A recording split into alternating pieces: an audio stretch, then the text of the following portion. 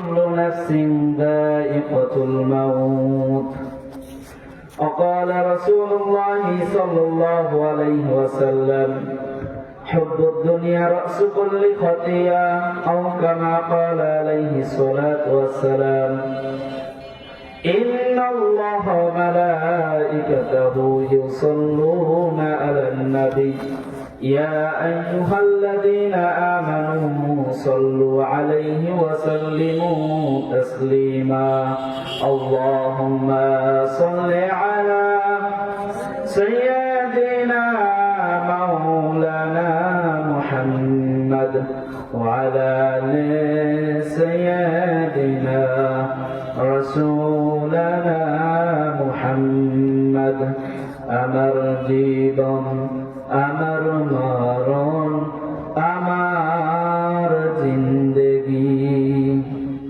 ইয়া ইলাহি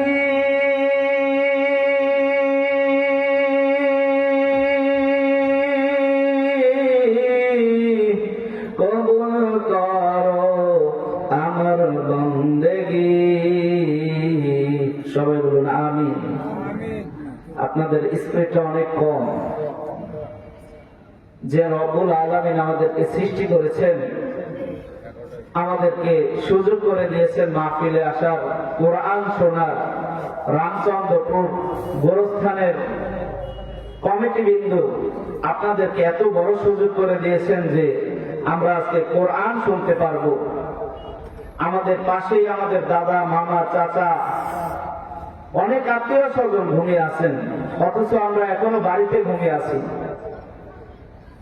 আত্মীয় স্বজন ঘুমিয়ে আছে কবরস্থানে, আমরা আছি বাড়িতে ঘুমিয়ে। তাই বাড়িতে না থেকে রামচন্দ্রপুর এলাকার যদি প্রত্যেকটা ঘর থেকে একটা মানুষ আসতো, তাহলে এই প্যান্ডেল মনে হয় জায়গা দেওয়ার মতো পরিস্থিতি থাকতো না। এই জন্য বলবো, আমরা ঘরে না বসে থেকে মাহফিলে চলে আসি, প্যান্ডেলের দিকে চলে আসি। শুকরিয়া জ্ঞাপন করছি সেই রব্বে কারিমের প্রতি যে আল্লাহ তাআলা আমাদেরকে ভালোবেসে মহব্বত করে হাজার হাজার মানুষের মধ্য থেকে বাছাই করে ছাঁটাই করে মহতি মাহফিলের এই জান্নাতের বাগিচায় বসবার তৌফিক দান করেছেন। সেই রব্বে কারিমের প্রতি শুকর গুজার করি। সবাই বলুন আলহামদুলিল্লাহ। আরো জোরে বলুন আলহামদুলিল্লাহ। দরুদ শরীফ পেশ করছি নবীজি সাল্লাল্লাহু আলাইহি ওয়াসাল্লাম, যে নবী উহুদের প্রান্তরে রক্ত ঝরিয়েছেন, যে নবী এত পরিমাণ কান্না করেছেন যে ৭০,০০০ বছর আপনি কান্না করলে ওই কান্নার এক ফোঁটা পরিমাণ পানির সমতুল্য হবে না। ওই নবীজি সাল্লাল্লাহু আলাইহি ওয়াসাল্লামের প্রতি আরো একবার দরুদ শরীফ পেশ করি। সবাই বলুন সাল্লাল্লাহু আলাইহি ওয়াসাল্লাম।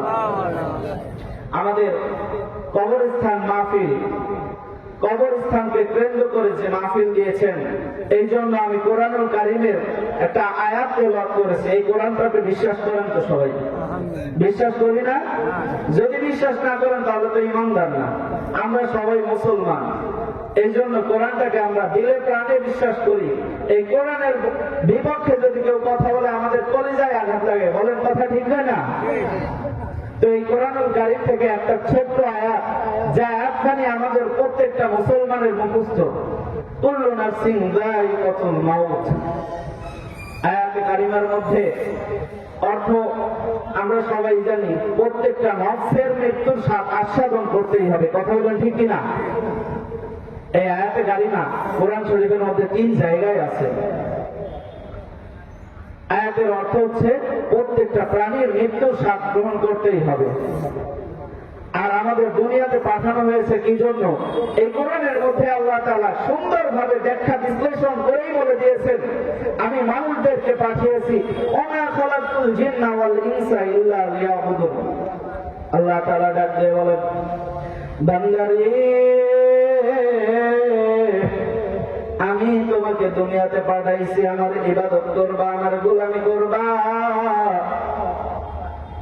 তুমি আমার দাসত্ব করবা। আর এই গোটা দুনিয়াতে সৃষ্টি করেছি তোমার দাসত্ব করবার জন্য। মুসলমান আল্লাহর গোলাম, একবার যদি চিন্তা করে দেখেন, এই দুনিয়াতে আমরা আসলাম, আবার চলে যাব, এই কথাটা আল্লাহ তাআলা বলে দেন। সুম্মা ইউমীতুকুম সুম্মা ইউহয়ীকুম সুম্মা ইলাইহি তুরজাউন। আমার রব্বে কারীম ডাক দিয়ে বলেন, মানুষ রে, তুমি তো ছিলাই না, তোমাকে বানানো হয়েছে, দুনিয়াতে পাঠানো হইবে। ইলাইনা তুরজাউন, এবং কি আমার কাছে আবার তোমাকে ফিরতেই হবে। আপনি যদি বাঁচতে চান, বাঁচার কোনো উপায় নাই,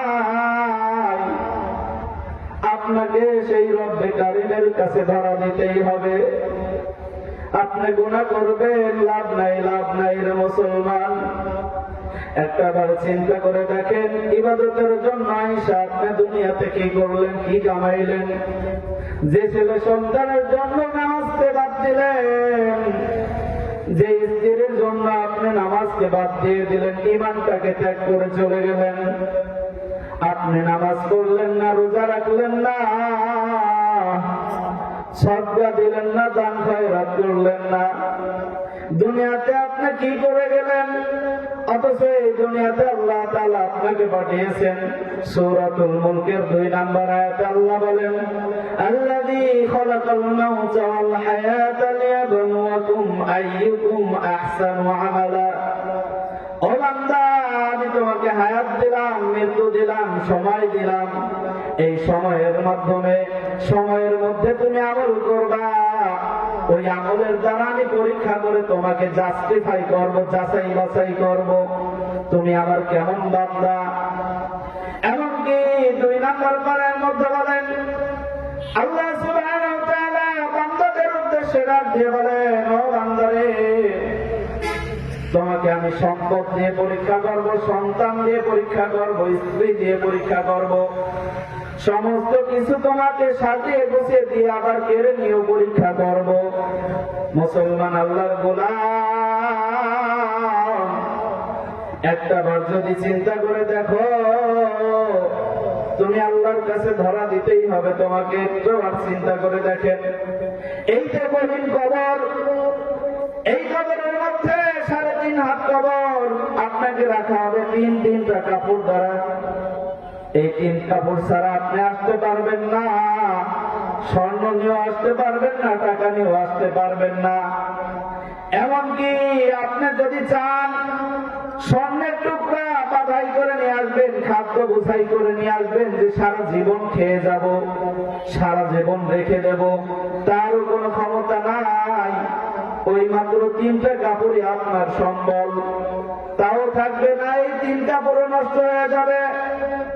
মুসলমান, একটাবার চিন্তা করে দেখেন, দিলের কান লাগায় শুনেন, এই 3টা কাপড়ও পচে যাবে, গলে যাবে, কিন্তু আপনার রূহ কিন্তু শেষ হবে না, কিয়ামত পর্যন্ত জারি থেকে যাবে। কিয়ামতের সময় যখন আপনাকে ওঠানো হবে, সর্বপ্রথম আপনার প্রশ্ন হবে, যৌবনে তুমি কি করেছো হিসাব দিয়ে যাও, তুমি নামাজ পড়েছো কিনা এর হিসাব দিয়ে যাও। আপনাকে কিন্তু বলা হবে না, তুমি দুনিয়াতে কয়টাই বিবিকে গ্রহণ করেছিলে, তুমি তোমার সন্তানদেরকে কিভাবে লালন পালন করেছিলে, তুমি তোমার সন্তানের ধারণ পোষণ কি ঠিক মতো আদায় করেছো। এই হিসাব পরে কিন্তু সর্বপ্রথম যে হিসাবটা করা হবে, সেটা হচ্ছে আপনার নামাজের হিসাব। অমুসলমান, তাই বলি যে মুসলমান, সময় শেষ হয়ে যাচ্ছে। আপনার হায়াতের সময় থাকতে আপনি নামাজ পড়েন, নামাজে সময় লাগান। আল্লাহ তাআলা আমাদেরকে যদি নামাজ পড়ে মৃত্যু দান করেন, সেই তৌফিক দান করেন। সবাই বলুন আমিন। ওয়া আখিরু আলহামদুলিল্লাহি রাব্বিল আলামিন। আসসালামু আলাইকুম ওয়া রাহমাতুল্লাহি ওয়া বারাকাতুহু। আমার জন্য সবাই দোয়া করবেন।